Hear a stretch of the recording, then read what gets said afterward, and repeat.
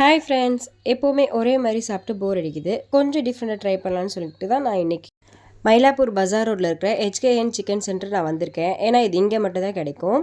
பாயா நம்ம எப்போவுமே அப்படியே தான் முழுசாக சமைச்சிருப்போம், இல்லை பீஸ் போட்டு சமைச்சிருப்போம். ஆனால் போன்லெஸ் இதுக்கு ட்ரை பண்ணியிருக்க மாட்டோம்.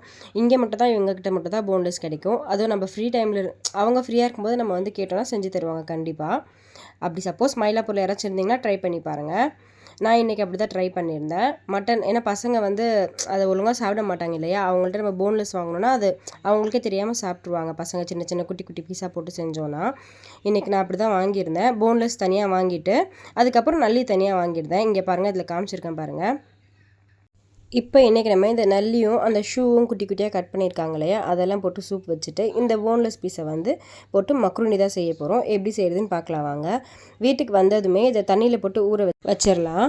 அப்போ தான் வந்து அதில் இருக்க டஸ்ட்டெல்லாம் நல்லா ரிமூவ் ஆகி வரும். அதுக்கப்புறம் அதில் குட்டி குட்டியாக முடியுமே இருக்கும், அதுவுமே டக்குன்னு க்ளீன் ஆகும். நம்ம க்ளீன் பண்ணும்போது டக்குன்னு ஈஸியாக வந்துடும். அதுக்காக தான் நான் வாங்கிட்டு வந்த உடனேமே அதை ஊற வச்சுட்டேன். இங்கே பாருங்கள், ஒரு 1/2 அன் ஹவர் தான் நான் ஊற வச்சேன். எப்படி தண்ணி கலர் சேஞ்ச் ஆகிருக்கு பாருங்கள். நெக்ஸ்ட்டு நம்ம ஒரு சின்ன கத்தி வச்சு லைட்டாக சொரன்னா போதும், அது மேலே இருக்கிற அந்த அழுக்கு அதெல்லாம் வந்துடும். நம்ம ரெண்டுமே இப்போ வாஷ் பண்ணி எடுத்துக்கலாம். இங்கே பாருங்கள், அந்த போன்லெஸ் பாயா இருக்குல்லையா, அதை குட்டி குட்டி பீஸாக கட் பண்ணி நம்ம வச்சுக்கலாம். ஃபஸ்ட்டு இப்போ நம்ம சூப் ஏற்றிடலாம். ஏன்னா அது நல்லா விசில் வரணும், வேக லேட் ஆகும் இல்லையா, பசங்களுக்கு கொடுக்கணும்.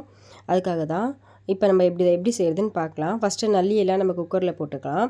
நெக்ஸ்ட்டு ஒரு 2 டேபிள் ஸ்பூன் அந்த இஞ்சி பூண்டு பேஸ்ட்டு, அதுக்கப்புறமா கொஞ்சமாக சால்ட்டு, இது ரெண்டையுமே சேர்த்துட்டு கேஸ் சிம்மில் வச்சிடலாம். நெக்ஸ்ட் இதில் போடுறதுக்கு ஒரு வெங்காயம், ஒரு தக்காளி, ஒரு சின்ன பச்சை மிளகா, இது எல்லாமே நறுக்கி அது கூடவே சேர்த்துக்கலாம். அப்புறமா நான் கொத்தமல்லி சொல்ல மறந்துட்டேன், கொத்தமல்லியும் கொஞ்சம் சேர்த்துருக்கேன். நெக்ஸ்ட்டு ரொம்ப கம்மியாக ஒரு பிஞ்ச் சைஸ், அந்த ஸ்மெல் இல்லாமல் இருக்க, கலர் மாற தேவையில்ல, சும்மா ஒரு பிஞ்ச் மஞ்சத்தூள், ஒரு 1 டேபிள் ஸ்பூன் வந்து தனியாத்தூள், 2 டேபிள் ஸ்பூன் சீரகத்தூள், இதெல்லாம் சேர்த்துட்டு நல்லா கிளறி விட்டுக்கலாம்.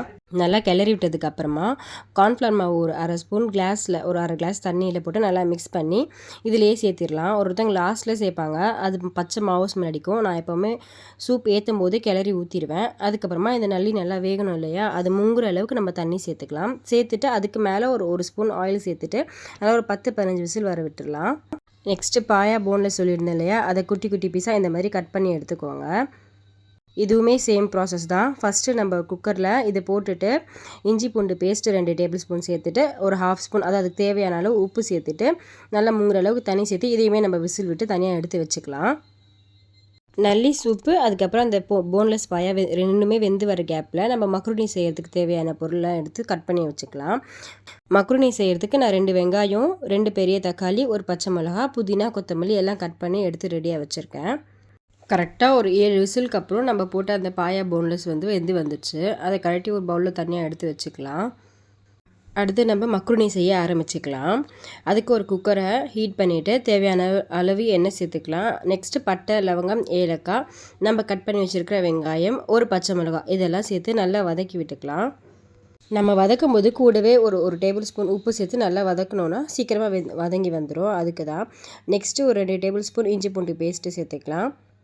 இஞ்சி பூண்டு பேஸ்ட்டு சேர்த்து ஒரு 2 நிமிஷம் நல்லா வதக்கி விட்டதுக்கப்புறமா நம்ம கட் பண்ணி வச்சுருக்க தக்காளி, புதினா, கொத்தமல்லி, இது எல்லாமே சேர்த்து ஒரு 2 தடவை நல்லா வதக்கி விட்டுக்கலாம். தக்காளி ரொம்ப வதங்கணும்னு அவசியம் இல்லை, நம்ம விசில் தானே வைக்க போகிறோம், அதனால தான். நெக்ஸ்ட்டு ஒரு 1/4 ஸ்பூன் மஞ்சத்தூள், இதையுமே சேர்த்து 2 தடவை வதக்கிக்கோங்க. அதுக்கப்புறமா ஒரு டீஸ்பூன் ஃபுல்லாக காரத்தூள், தனி மிளகாத்தூள் சேர்த்துக்கலாம். அதுக்கப்புறமா நான் வீட்டில் அரைச்ச குழம்பு மிளகாத்தூள் இருக்கு இல்லையா, அது வந்து ஒரு 1/2 ஸ்பூன் சேர்த்துக்கோங்க. அது சேர்த்தா கொஞ்சம் டேஸ்ட் நல்லாயிருக்கும். ஏன்னா நம்ம வீட்டிலேயே அரைக்கிறோம் இல்லையா, அதோட அரோமா நல்லாவே இருக்கும். அதுக்கப்புறமா நம்ம வேக வச்சுருந்தோம் இல்லையா பாயா, அதையுமே சேர்த்துக்கலாம். சேர்த்துட்டு ஒரு 2 பத்தை தான் தேங்காய், ரொம்ப வேண்டாம், நம்ம குழம்பு மிளகாத்தூள் சேர்த்துருக்கோம் இல்லையா, அதனால தேங்காய் சும்மா கொஞ்சமாக சேர்த்து நல்லா பேஸ்ட்டாக அரைச்சி சேர்த்துக்கலாம். நம்ம சூப்புக்காக வச்சுருந்தோம் இல்லையா நல்லி, அதுவுமே நல்லா விசில் வந்து வெந்து வந்துடுச்சு.